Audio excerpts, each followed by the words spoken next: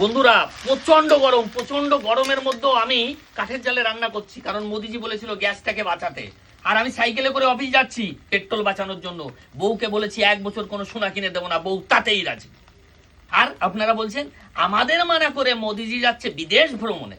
আরে ভ্রমণে না, চুক্তিতে যাচ্ছে। এই যে 30 মিলিয়ন ব্যারেলের একটা সংরক্ষণ করে এসছে, তেলের চুক্তি করে এসছে, এসব কোথা থেকে আছে? আমাদের জন্য। মোদি নিজের স্বার্থে কিছু করে না।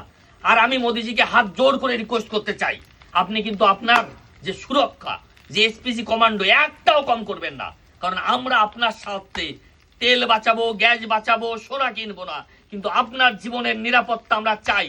আপনি না থাকলে আমাদের ভারতবর্ষ সুরক্ষিত থাকবে না।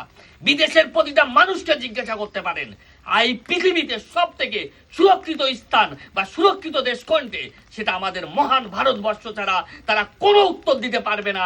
এটা আমার গ্যারান্টি।